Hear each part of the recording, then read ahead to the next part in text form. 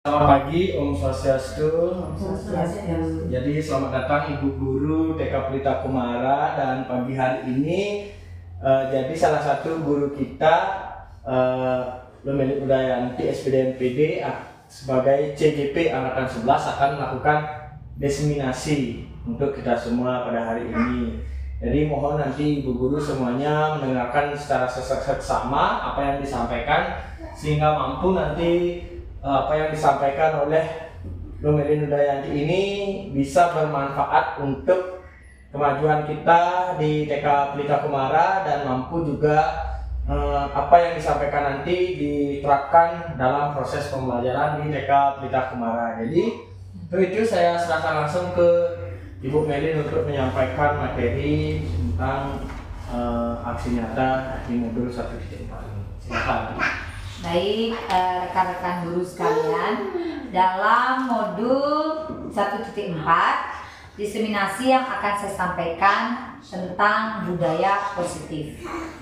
Nah, baik, budaya positif ini kita sadari sudah kita laksanakan setiap harinya, mulai dari kegiatan sehari-hari yang kita laksanakan bersama anak-anak, baik dari lingkup paling kecil, peraturan kelas, keyakinan kelas, kemudian dari semua itu terbentuk lingkungan positif dan budaya positif. Tapi sebelumnya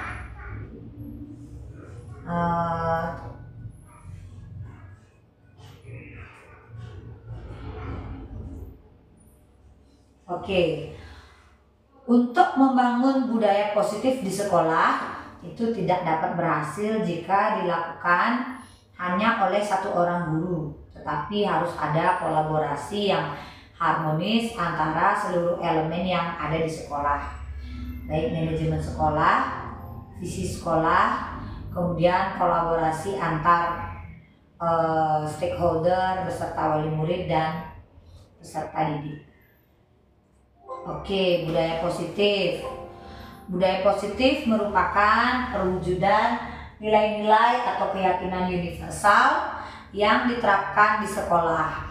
Budaya positif yang diterapkan di sekolah adalah salah satu perwujudan dari visi guru yang mengandung nilai-nilai kebajikan sesuai dengan tujuan pendidikan nasional yang dijabarkan dalam profil pelajar Pancasila. Selamat pagi, Om Swastiastu. Jadi selamat datang Ibu Guru TK Pelita Kumara, dan pagi hari ini jadi salah satu guru kita Lumelik Udayanti SPDMPD sebagai CGP Angkatan 11 akan melakukan diseminasi untuk kita semua pada hari ini.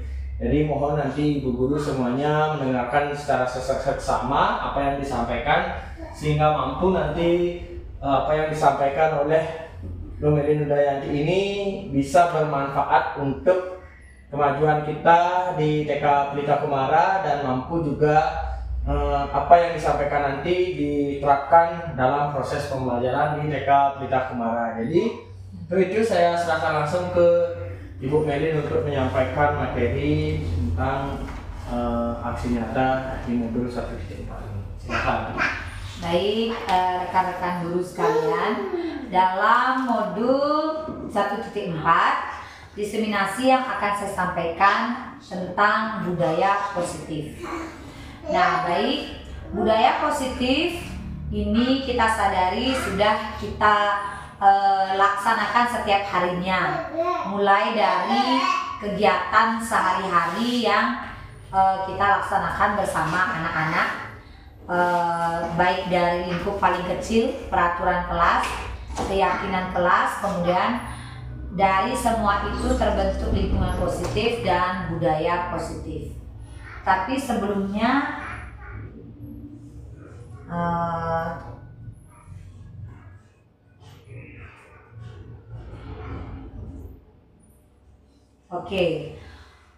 untuk membangun budaya positif di sekolah itu tidak dapat berhasil jika dilakukan hanya oleh satu orang guru, tetapi harus ada kolaborasi yang harmonis antara seluruh elemen yang ada di sekolah, baik manajemen sekolah, visi sekolah, kemudian kolaborasi antar stakeholder beserta wali murid dan peserta didik. Oke, budaya positif. Budaya positif merupakan perwujudan nilai-nilai atau keyakinan universal yang diterapkan di sekolah. Budaya positif yang diterapkan di sekolah adalah salah satu perwujudan dari visi guru yang mengandung nilai-nilai kebajikan sesuai dengan tujuan pendidikan nasional yang dijabarkan dalam profil pelajar Pancasila. Oke, jika kita berbicara tentang budaya positif, yang dimaksud dengan budaya dalam hal ini adalah kebiasaan atau nilai-nilai yang merupakan perwujudan implementasi yang diterapkan di sekolah sebagai bagian dari visi guru yang mengandung nilai-nilai kebaikan sesuai dengan tujuan pendidikan nasional. Oke, tadi ada budaya positif. Budaya positif ini dibangun dari disiplin positif. Oke, kalau di kelas disiplin positif apa saja? Coba kita sebutkan satu-satu.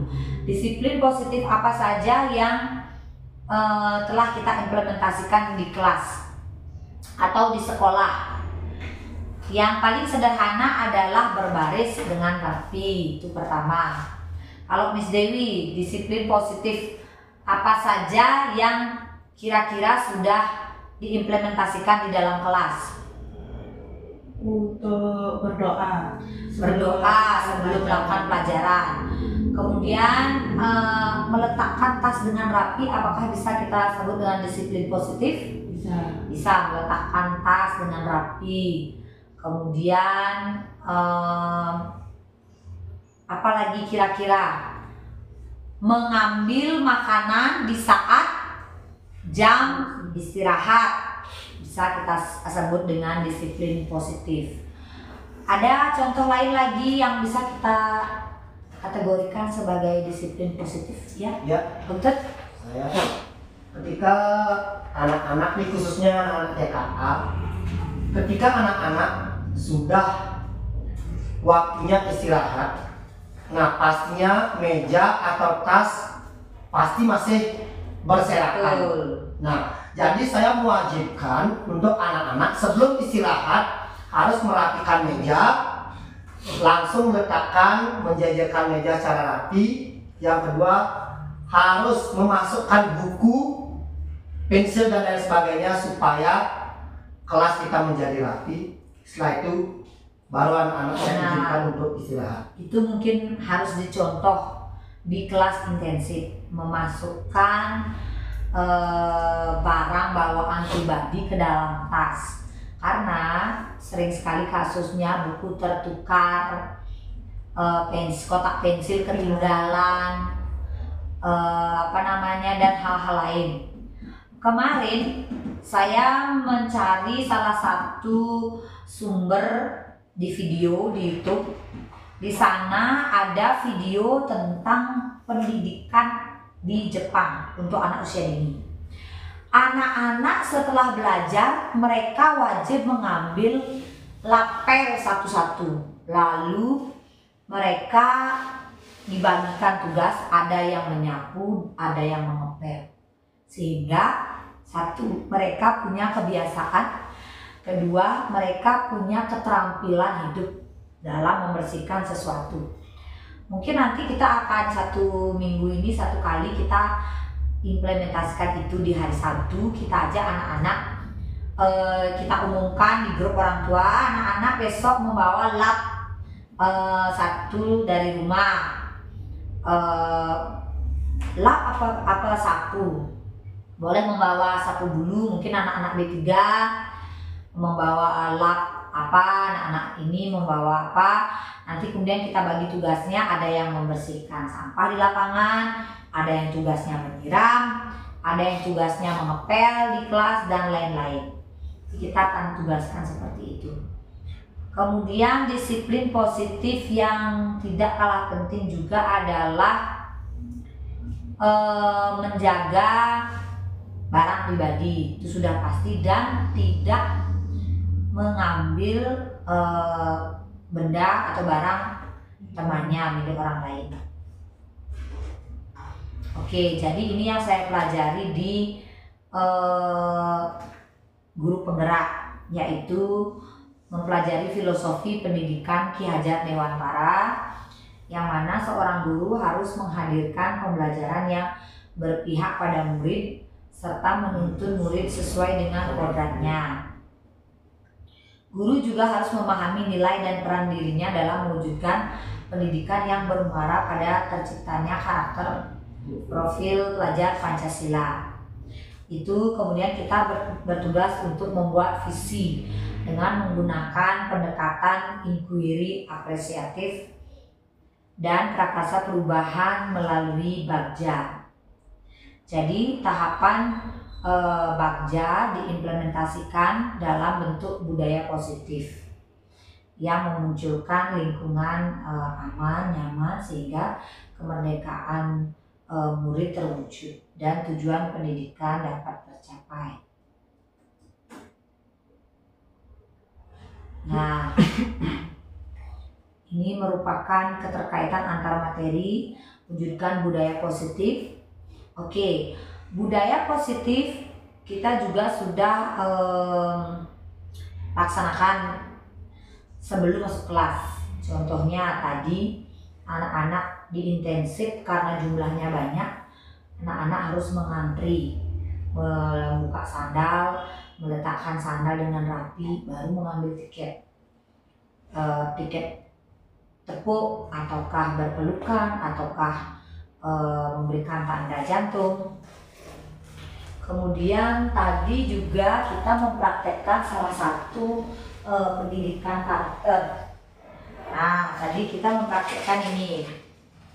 Jadi tadi ada anak-anak yang memakai topi nenek, ada yang memakai topi kakek.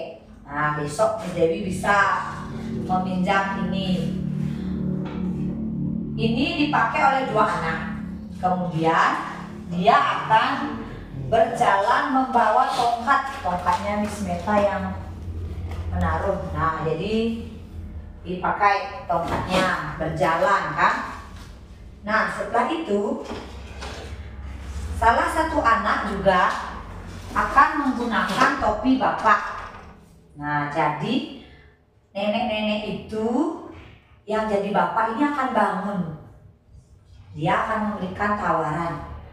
Ayo kek, kakek boleh duduk duluan. Nah, jadi sebelum mulai pelajaran, 2 anak menjadi bapak dan ibu. Kemudian 2 anak menjadi kakek dan nenek. Lalu kakek dan nenek ini ceritanya bawa buku. Bukunya jatuh. Terus kemudian dibantulah dan diberikan tempat duduk. Selain nanti setelah itu akan ada kegiatan menyusun huruf di jempolnya itu. Jadi itu prakteknya tadi sudah kita laksanakan. Kemudian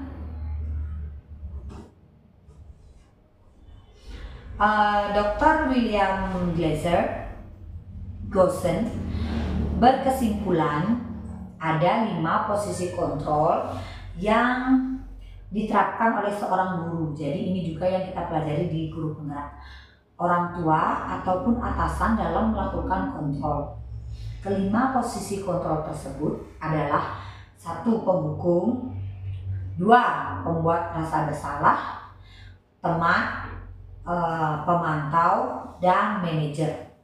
Ini posisi kontrol guru yang ada di dalam kelas. Posisi kontrol orang tua juga.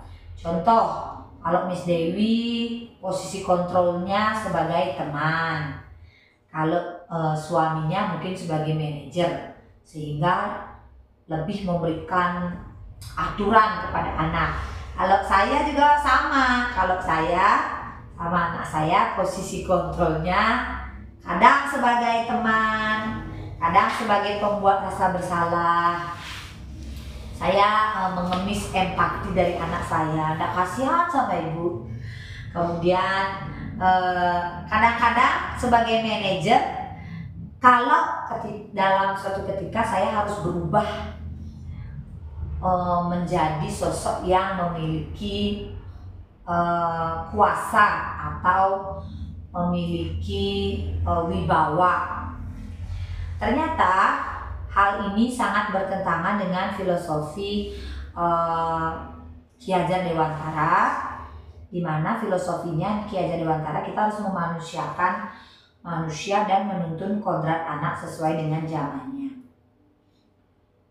Sebagai guru harus bisa berada sebagai posisi manajer, karena kalau kita ada di posisi sebagai teman dalam banyak peran atau dalam sebagian besar waktu kita mengambil posisi sebagai teman, nanti kita malah dicampakkan sama siswa, dianggap sepele. Ada langkah dan tahapan yang harus kita lakukan dalam mendidik anak terkait dengan kesalahan yang mereka buat. Oke. Nah, kita dalam posisi kontrol tersebut juga harus memiliki keyakinan kelas. Keyakinan kelas ini artinya kita membuat kesepakatan dengan anak-anak. Contohnya, kalau yang mau permisi ke kamar mandi nggak boleh 2 orang ya, harus 1 orang aja bisa permisi. Nggak boleh ada yang temennya nganterin kencing. Nah itu kita bikin kesepakatan kelas. Yang kedua, boleh kesepakatan kelasnya kalau belum istirahat belum boleh makan. Terus keyakinan kelas yang lain mungkin kita bisa, siapa aja yang nanti ribut ya, nanti Miss suruh berdiri di pojok kelas. Seperti itu misalnya. Jadi kita membuat keyakinan kelas bersama dengan anak-anak.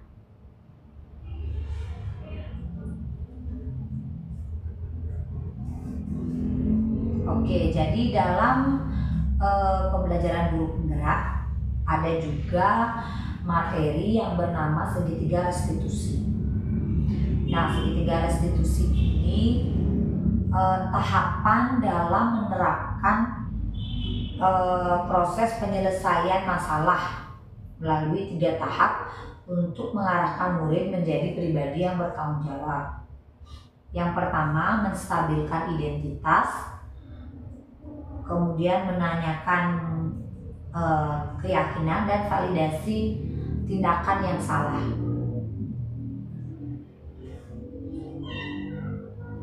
Yang pertama, menstabilkan identitas. Contohnya, kalau misalnya kita punya murid yang super aktif, yang sering melakukan kenakalan di luar dari keterbatasan yang dia miliki. Contoh, ada Habibi, dia sering melakukan menjahili temannya, dan kita akan tanyakan dia, Habibi, kenapa kamu nakal? Kita tanyakan dulu, kamu mau seperti apa? Mau jadi anak nakal atau mau jadi anak pinter? Situlah menstabilkan identitas. Kemudian validasi tindakannya yang salah. Kok kamu bisa gituin teman kamu? Emang teman kamu berbuat apa? Nah, kita memvalidasi alasan kenapa dia melakukan tindakan tersebut. Kemudian kita tanyakan keyakinannya. Besok kamu mau nggak berubah? Besok kamu mau nggak tidak mengulangi lagi kesalahan ini? Oke. Nah, terlepas dari kesalahan anak dalam berperilaku dengan teman-temannya, itu juga dipengaruhi oleh 5 kebutuhan dasar manusia. Jadi ada anak-anak yang tidak terpenuhi kebutuhan dasarnya. Contoh, anak yang kehilangan salah satu sosok orang tuanya, tiba-tiba kita amati dia berubah menjadi anak yang nakal, anak yang aktif. Berarti ada kebutuhan dasarnya dia yang tidak terpenuhi. Contohnya wastu, kita sadari bahwa dia kekurangan kebutuhan akan nomor 2, ya cinta dan kasih sayang. Kemudian ada anak yang memiliki keterbatasan dalam penguasaan atau pengakuan atas kemampuan, sehingga di sekolah dia akan semena-mena dengan teman. Kita bisa lihat contohnya ketika ada anak yang suka mengatur temannya diatur, dia ingin menguasai. Karena apa? Di rumahnya dia dibatasi dalam bermain, dia dibatasi dalam berekspresi. Kemudian ada poin keempat, kebebasan atau kebutuhan akan pilihan. Nah, di sini anak tidak diberikan pilihan untuk menentukan apa yang dia butuhkan. Kalau kita flashback ke belakang, kita punya murid yang bernama Ena. Nah, dia itu di rumahnya dibatasi sekali, tidak diberikan kebebasan mungkin untuk memilih apa yang dia butuhkan, sehingga di sekolah dia menjadi sangat liar. Dia mengambil milik teman dengan sesuka hati tanpa memohon izin, kadang juga dengan paksaan. Kemudian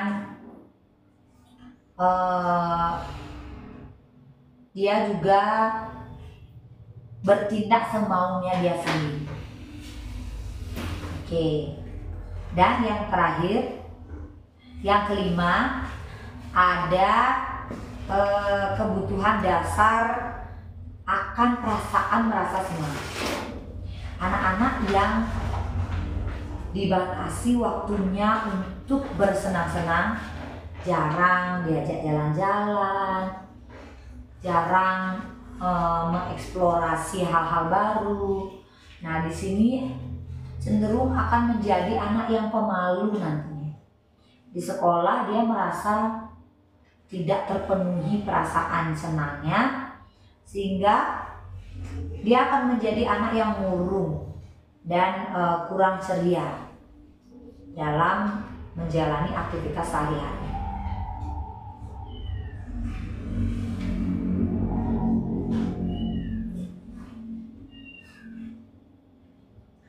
Oke. Ada 5 posisi kontrol guru.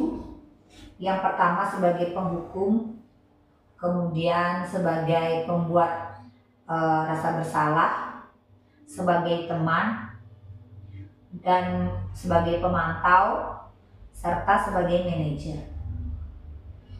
Oke, penghukum itu kita sudah laksanakan sehari-hari ya, bagaimana guru-guru memberikan hukuman yang tegas kepada anak-anak. Tetapi di sini kita berbicara konteks anak usia dini yang tidak bisa kita berikan hukuman karena nanti akan mempengaruhi kondisi psikologis mereka.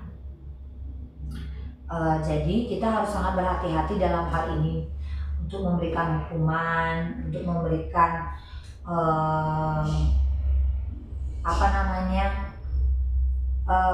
memberikan ancaman apalagi untuk mengatasi kenakalan mereka. Melainkan kita harus dapat menjadi teman serta manajer bagi anak-anak agar mereka memahami aturan yang ada.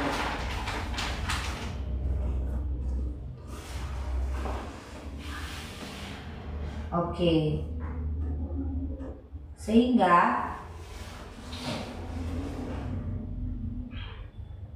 di sini kita harus kembali mengingat apa sih budaya positif itu. Ini yang nantinya akan kita melaksanakan terus-menerus di sekolah, sehingga aturan positif akan berubah menjadi budaya positif dari peraturan kelas. Kemudian peraturan kelas, anak-anak sudah tahu harus masuk jam berapa, berubah menjadi keyakinan kelas. Ya sudah sadar, oh belum waktu istirahat, saya belum boleh buka makanan. Kemudian kita menciptakan lingkungan positif, tidak boleh mengejek, tidak boleh memukul, kemudian tidak boleh mengintimidasi teman, kemudian tidak boleh mengucapkan kata-kata yang kasar. Timbullah sebuah budaya yang positif ketika sudah berbicara tentang budaya positif tersebut. Oke, disiplin positif. Ada yang menjadi salah satu dilema tentang disiplin positif. Apakah kita boleh mendisiplinkan anak? Contoh dalam hal makanan. Oke. Hari ini kita coba berbagi dengan rekan-rekan guru semuanya, bagaimana mereka menerapkan disiplin positif dalam memilih makanan. Karena fenomena yang ada sekarang ini, anak-anak masih belum memiliki disiplin positif dalam menjaga pola makan yang sehat. Oke, coba dari Pak Komang bagaimana caranya menumbuhkan disiplin positif bagi anak untuk bisa menjaga kesehatan dalam memilih makanan. Bagaimana menumbuhkan kesadaran? Karena kan kita tidak bisa mengatur anak-anak untuk dapat 24 jam kita membersamai anak-anak, kita atur ini boleh, ini tidak. Pada saatnya anak-anak itu akan mandiri. Pada saat mereka sudah sekolah SD, seperti anak saya, ya sudah dapat bekal. Tetapi dia harus punya kesadaran. Kemarin anak saya jujur, Ibu, Dedek bekal kemarin 10.000. Terus ada katanya minuman nata de coco yang 1.000 itu, sama teh gelas.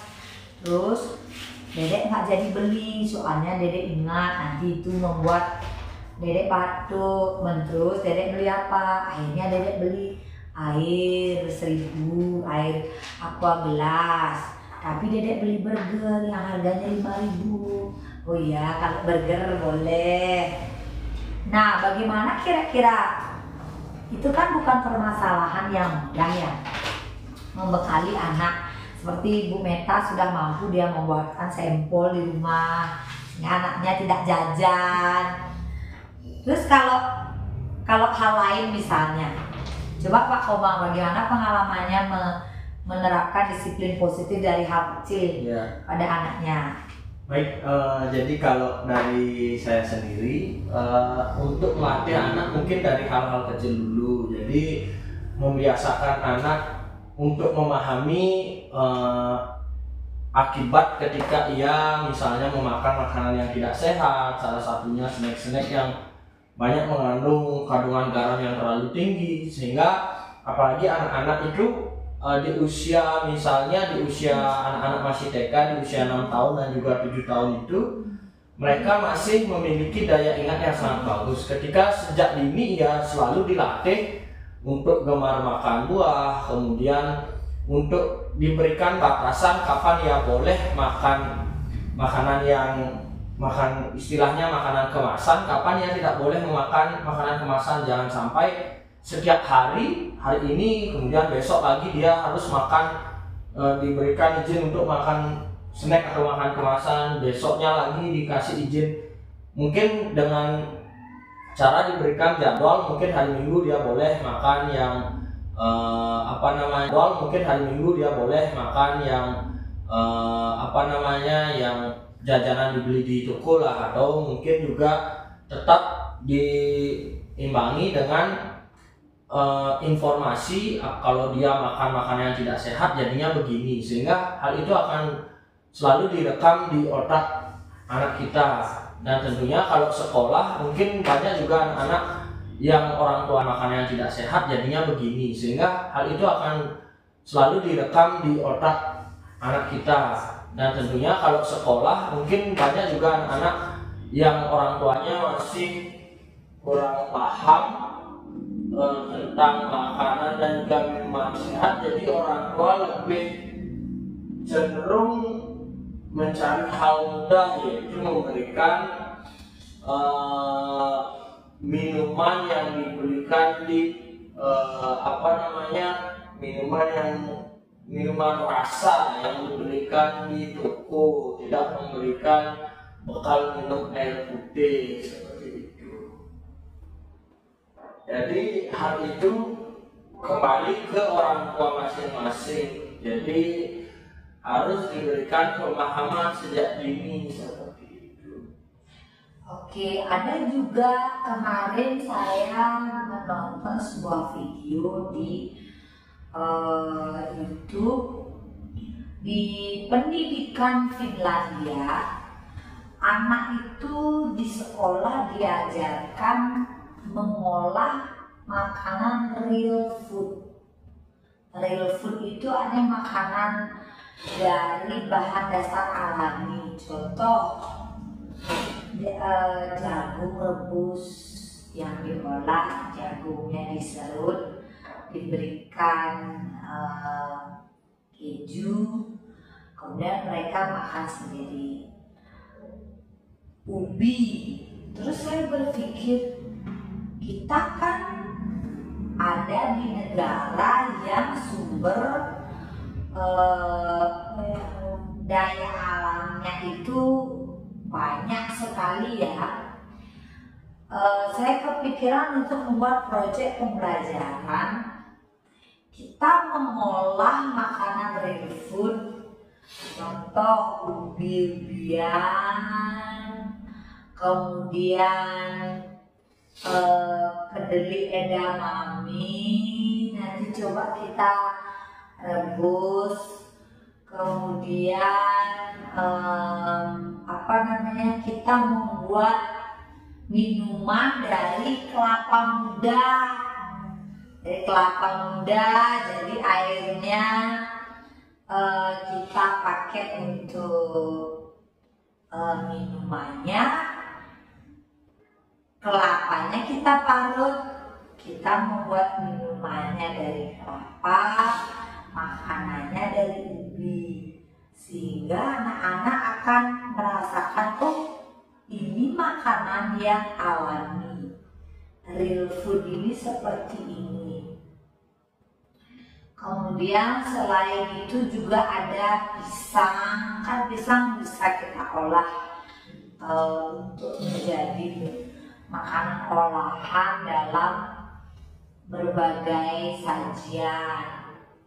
Itu mungkin nanti bisa kita selipkan di proyek pembelajaran berikutnya.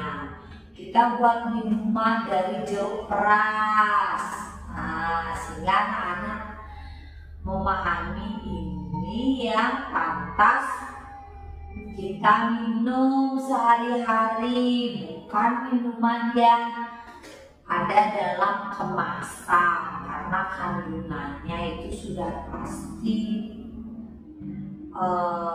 terdapat bahan pengawet. Kemudian kalau bisa kita buatkan juga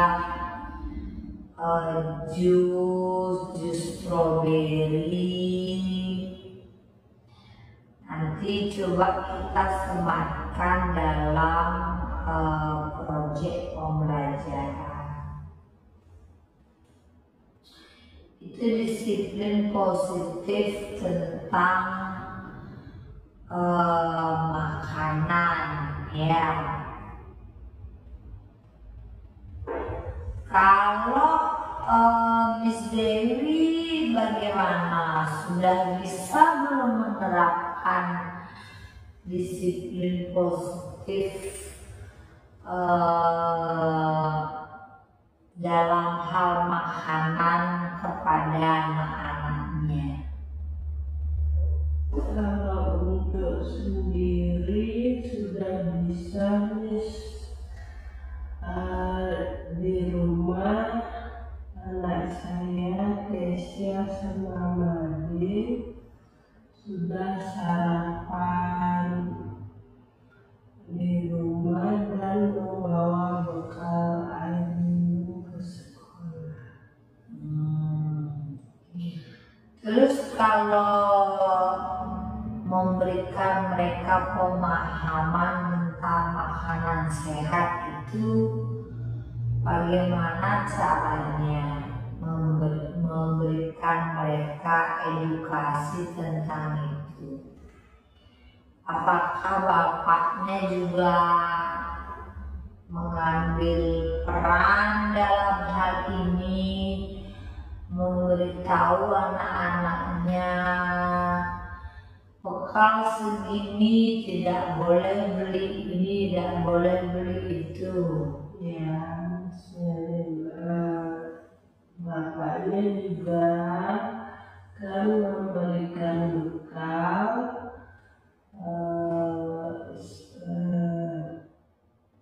untuk jajanan sehat, tidak boleh minum es karena anak saya yang Madi sering sekali sakit batuk dia.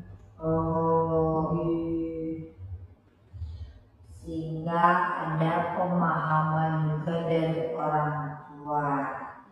Selain itu juga higienitas es batu yang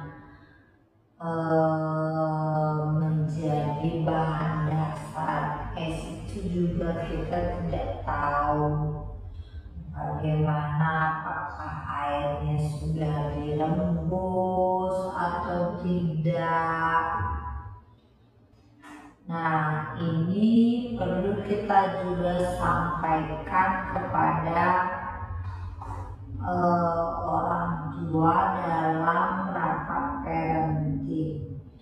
Tapi sayangnya kadang-kadang orang tua yang kita harapkan menjadi sasaran tidak datang pada saat parenting.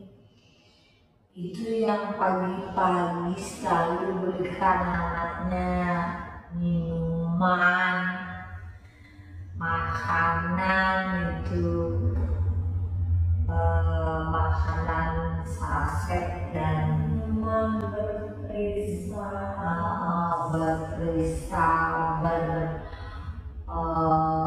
kadar manis, manis sintetis itu yang sangat berbahaya. Itu tidak bisa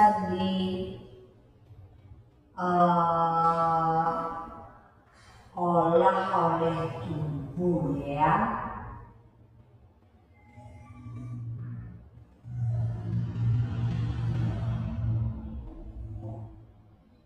Oke. Tadi juga di kelas kita sudah mempraktekkan budaya positif. Artinya kita membiasakan anak-anak untuk tidak berbicara pada saat ada guru di depan kelas. Terus ternyata ada satu kebiasaan yang sudah dipraktekkan oleh Ketut di TKA. yang mana dia mempraktekkan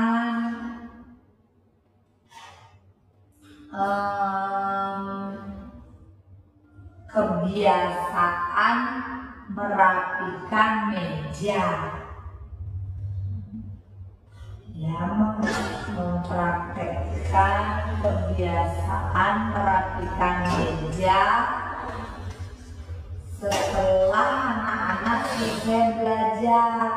Nah, jadi mungkin kita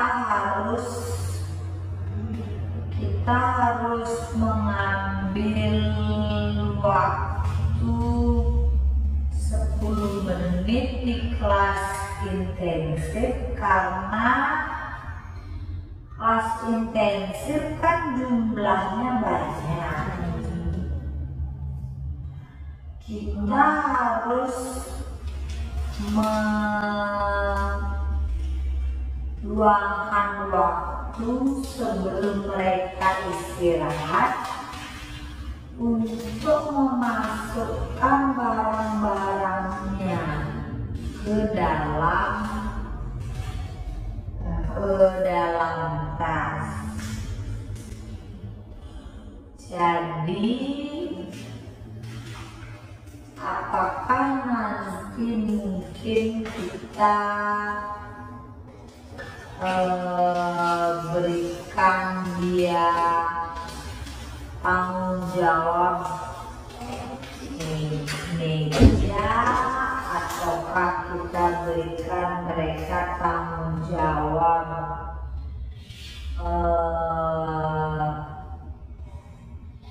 tempat?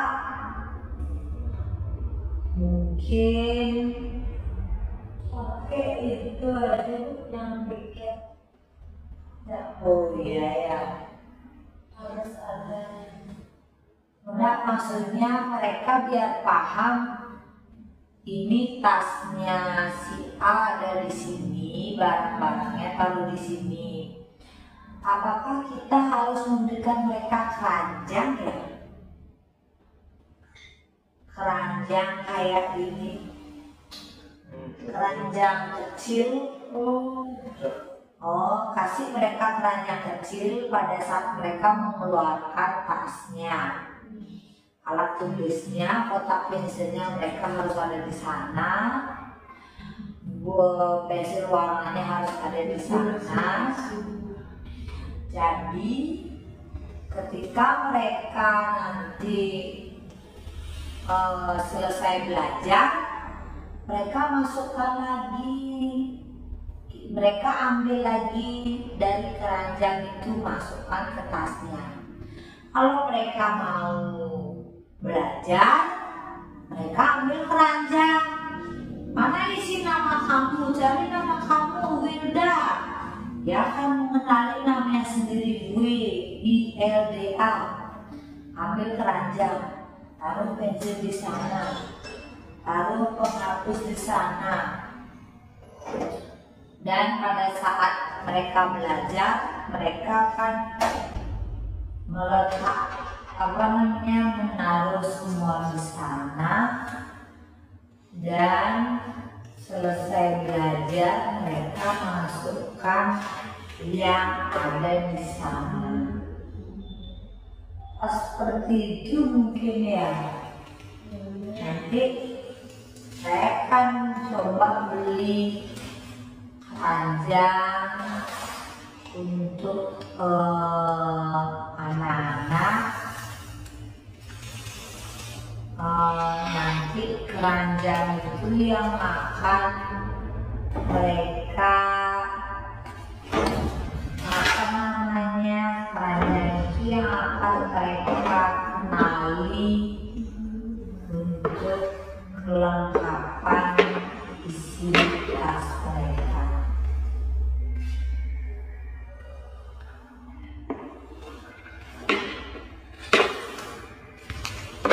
Oke, jadi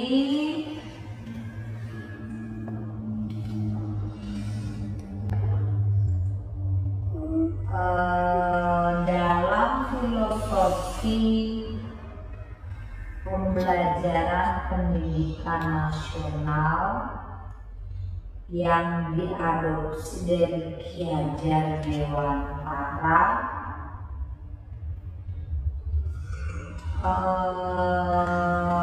kita tetap ada di posisi 5, posisi kontrol sebagai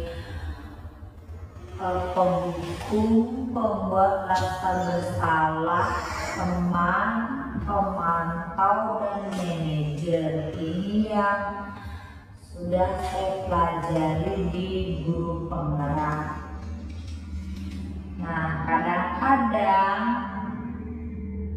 kita sebagai guru ataupun sebagai orang tua, kita harus mampu mengambil peran ini, kapan sebagai teman, kapan sebagai pemukul, dan kapan sebagai manajer, agar kita sendiri tahu posisi kita di mana dan kapan memposisikan hal ini.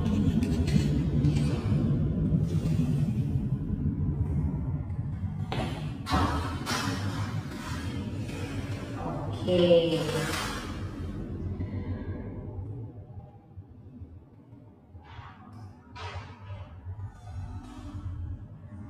Nah, ada juga posisi kontrol pembuat rasa bersalah.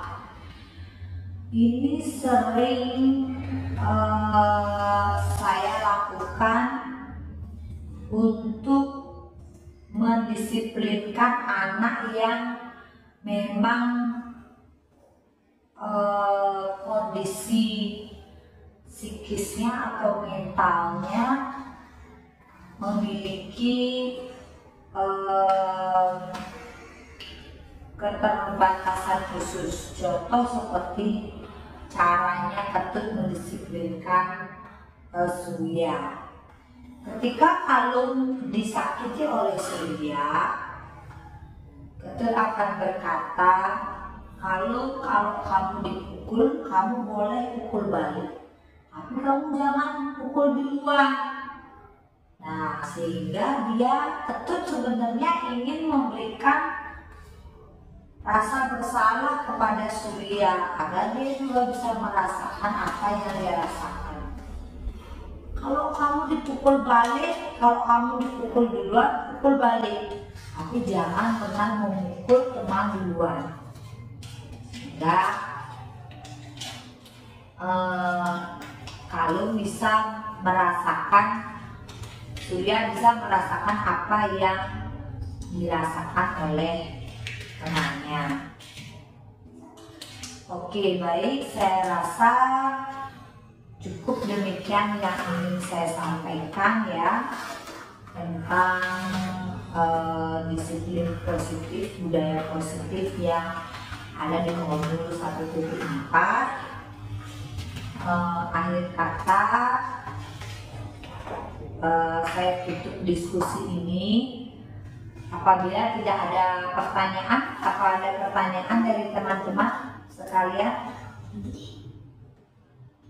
Ada pertanyaan? Baik, kalau tidak ada pertanyaan, saya ingin tutup presentasi ini dengan mengaturkan Paramo Santi. Om Santi, Santi, Santi, Om.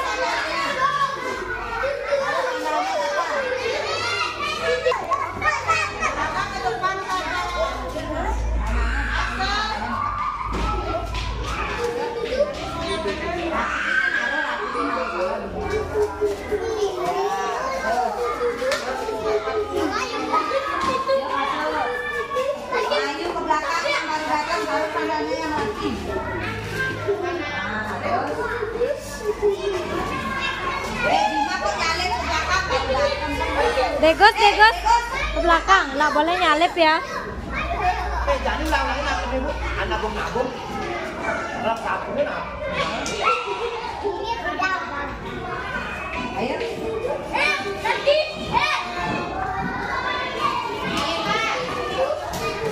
Anis.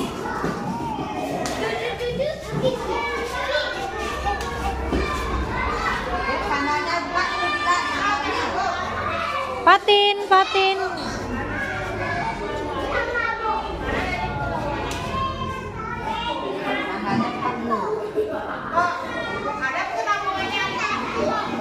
Lalu banyak aliang nah.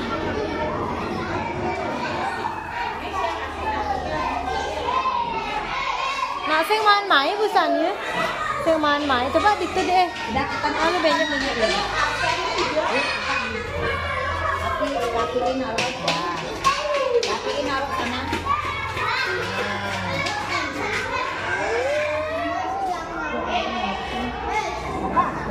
Dia biarin aja. Habisin naruh rapiin. Dah, dia pilih. Yang berpasangan. Dia pilih tiketnya. Yuk.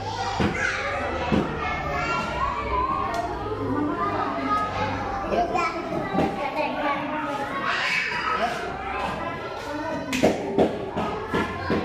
Masuk. Panik.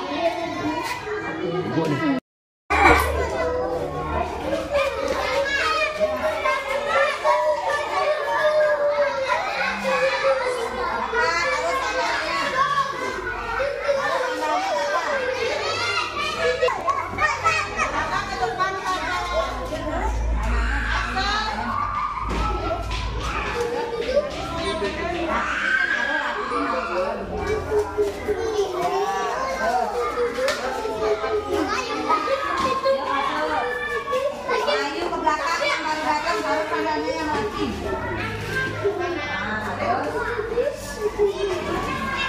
Bima kok nyalip ke belakang baru datang. Degos ke belakang, nggak boleh nyalip ya. Jangan ulang-ulangin aku nih, Bu. Anak nabung. Rap sabunnya nah. Ayo.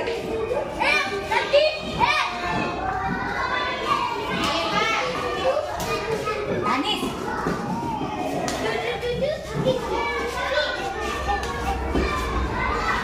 Kanannya buka dulu kita. Patin.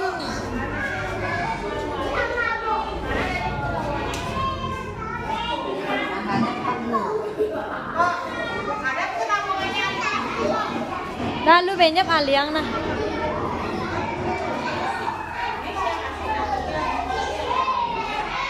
Nah, sing main mai busannya. Sing main mai coba dikit deh. Lalu banyak deh. Kakiin naruh dah.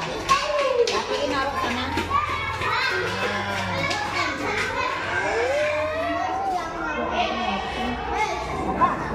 Dia biarin aja. Habisin naruh rapiin. Dah, dia pilih. Yang berpasangan. Dia pilih tiketnya. Yuk.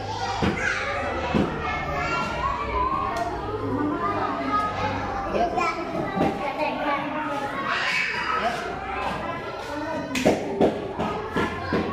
Masuk. Panik. Kakek nenek jalannya yuk.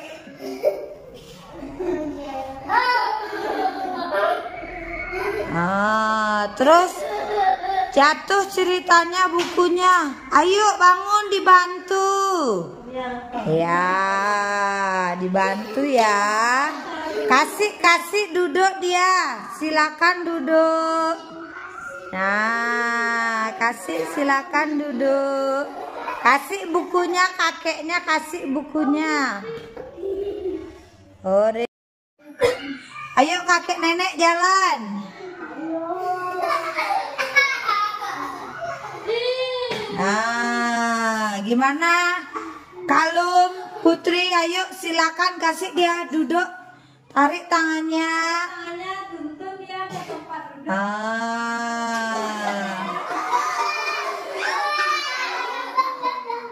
Silakan duduk. Ya.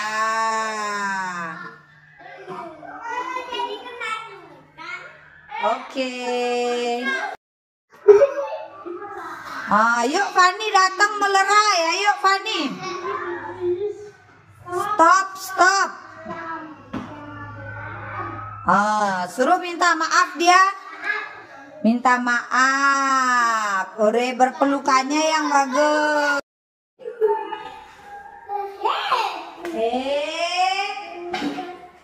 Tidak boleh ya langsung ngambil makanan. Izin dulu sama Rizka. Gimana izinnya? Maaf Rizka, gimana? Mana bilangnya? Maaf Rizka, boleh aku minta makanannya? Ya. Oke.